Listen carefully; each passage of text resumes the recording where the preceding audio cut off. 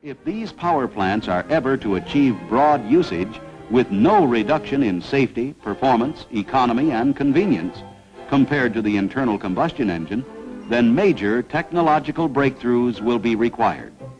That is why General Motors continues to push research all types of power sources. However, the present state of technology indicates that clean air quality objectives in the foreseeable future can be achieved most quickly and most economically by further refinement and development of the internal combustion engine. Finding Paul Agarwal was not easy. He had the most longevity with General Motors, but his life ended abruptly many years prior. The trail had led to his second wife, Mary, who still lived in Birmingham, Michigan. The two had only been married a couple years before his death, and she was a lot younger than him, but I grew to understand the attraction. She was beautiful, she played golf, she loved outdoors. Bottom line, this young, artistic soul knew how to live in the moment. My idea is that Paul liked to escape the world of intellectual digging for a few moments. I believe she had the ability to compel Paul to stop and smell the roses, instead of walking by them on his way to orchestrating another grand achievement for mankind. Like I said before, Paul's life ended abruptly from a sickness I had talked about in the earlier chapter. His travels to Europe for the lunar research would ultimately cost him his life. He had made a fortune from the General Motors research laboratories over his career, and they afforded him the very best health care that money could buy. He not only received 1, but 2 liver transplants on his medical coverage provided by his employment. That was a real big deal back then. Organ transplants were completely unheard of and saved for the really well-connected people. Mary graciously put us in touch with his daughter, Rani. She was an executive at General Motors who followed in the footsteps of her late father. The ensuing dinner and interview would lead to original documents that would fill in the missing pages of the story. Mary put us in touch with Doug, his oldest son. We would have to drive to Austin, Texas on multiple occasions to finally meet him. He was a very busy man as a prominent commercial real estate developer in the booming metropolis of Austin. Doug had remembered the personal and professional relationship between his father and Dr. Herbert Woodson, and that would lead to an additional interview. Additionally, some of the color that paints the pictures of this story was obtained by breadcrumbs of Doug's memories and led to original documents being uncovered. That led to a phone conversation with his first wife, June, a sweet Southern belle from Georgia who had married Paul against her mother's wishes. The only consolation came when her mother finally realized that June would conceive extremely intelligent children. Paul was a hard-charging company man who remained loyal to General Motors until the end. He was politically savvy and had an acute ability to navigate corporate politics during his tenure. These strategic alliances and political posturing would lead to his entire career being focused on General Motors. He did, however, orchestrate letters to the editor and covert campaigns anonymously that would threaten his employment. Paul Dharam Agarwal was born in Ambala, India on January 21, 1924. He received multiple degrees from the Banaras Hindu University in Banaras, India in 1944.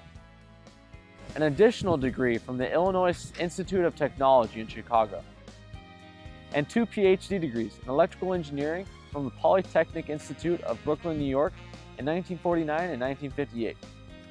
From 1951 to 1957, he was an instructor and assistant professor of electrical engineering at the Polytechnic Institute of Brooklyn.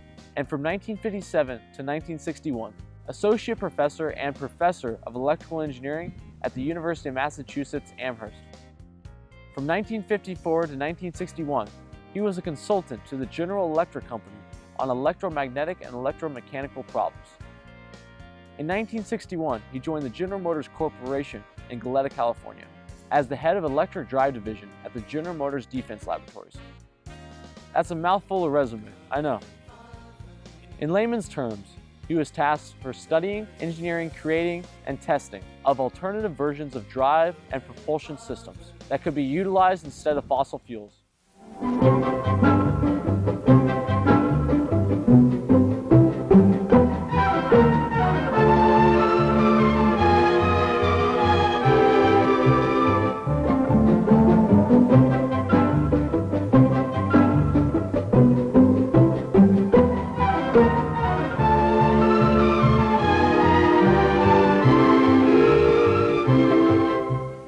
Progressive Power Show at General Motors Technical Center was designed to display and demonstrate the latest results of GM's continuing investigation of various possible forms of automotive power. There are working experimental vehicles using different types of power, such as low-emission conventional engines, electric drives, gas turbines, and steam power plants. Working with the Santa Barbara Group, he's best known for his advancement and creation of his electric drive vehicles, as well as lunar vehicles. All of this was proprietary technology, and the government's role in these endeavors made it top secret work. He wasn't alone in this research and development. There was approximately 25 individuals that were under his supervision. It was during this time at the defense laboratories that the majority of the technology and final development was achieved on Electrive 1, Electrive 2, and the Electrovan.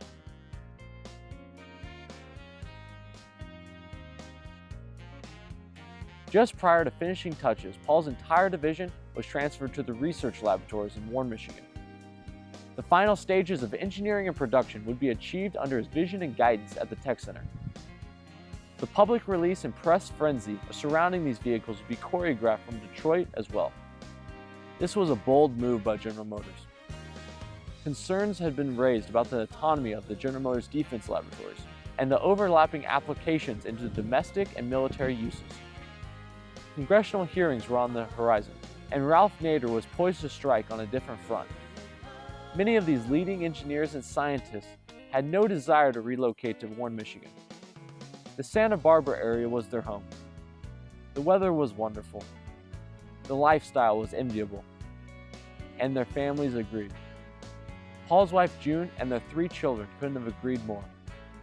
Over one half of his division refused to relocate and lost their positions subsequently. Begrudgingly, the remainder of his division was reunited in Warren, Michigan, and their work was finished. There was additional speculation that General Motors made this transfer to ensure and safeguard their proprietary technology.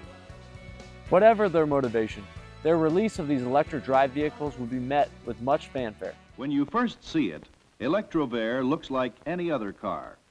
But when you get into it, 500 volts replaces the fuel tank, and an electric motor takes the place of an engine. Forward or reverse is selected with a standard gear shift lever. The smoothest possible acceleration is provided by the solid-state controls. Electrive 2 can accelerate as quickly as a standard Corvair, even with a full load of passengers. The General Motors Electrovan gets its electric power from hydrogen-oxygen fuel cells. Unlike batteries, fuel cells will run the van as long as its tank has fuel, just like a gasoline engine. Electrovan can go 100 to 150 miles before its liquid hydrogen and oxygen tanks have to be filled. An internal study of the electric car program was undertaken and presented to the top brass in January of 1966. But ultimately, the feasibility of these electric cars making full production was an exercise in futility. Paul Agarwal would experience many landmark moments during his career, which included becoming the president of the IEEE. Additionally, he would have extensive involvement in the electric drive propulsion of the lunar rover and go on and patent anti-lock brakes. Doug would remember his father coming home with a check for $25 million made out from the Chrysler Corporation to the General Motors Research Labs, and that would include an additional $100 for every axle that was used by General Motors competitors for the next 17 years. This patent would have a modern-day face value of over $4 billion. June would leave him in the latter years of his life, weary of the patterns of behavior that made him one of the most widely successful men to come out of the General Motors defense and research laboratories. He married a second time to Mary in 1986 and died from complications of his aforementioned illness on April 3, 1988.